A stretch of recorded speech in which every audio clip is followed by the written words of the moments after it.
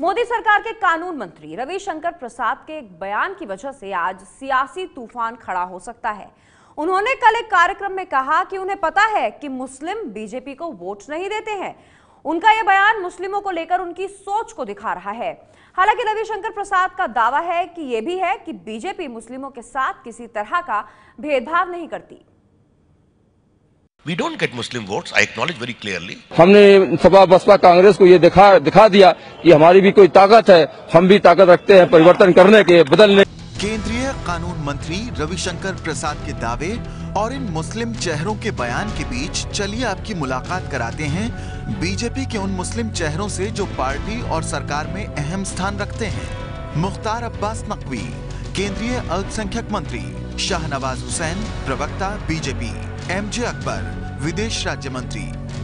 UP की योगी सरकार भी बीजेपी का ही हिस्सा है और उस सरकार में भी एक मुस्लिम मंत्री मोहसिन रजा है। अब सवाल उठता है कि क्या कानून मंत्री के मुताबिक आम मुस्लिम के साथ साथ उनकी पार्टी के कद्दावर मुस्लिम चेहरे भी बीजेपी को वोट नहीं देते हैं? We don't get Muslim votes. I acknowledge very clearly.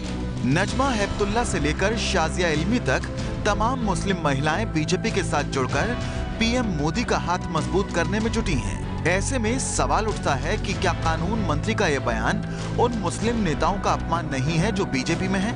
We are ruling 15 states on our own. We have got 13 chief ministers.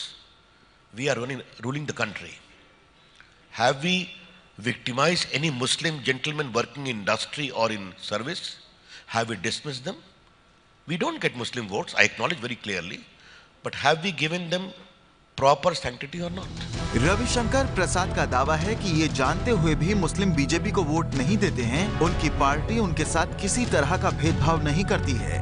हालांकि बीजेपी के विरोधियों का दावा है कि बीजेपी की सियासत में मुस्लिमों के लिए कोई स्थान नहीं है। हिंदुस्तान की राजनीति में लंबे अरसे तक बीजेपी को मुस्लिमों का विरोधी बताकर वोट बैंक की राजनीति होती रही है, लेकिन पिछले लोकसभा चुनाव और यूपी विधानसभा चुनाव के बाद कई मुसलमानों ने खुलकर दावा किया था कि उन्होंने बीजेपी के पक्ष में वोट दिया है।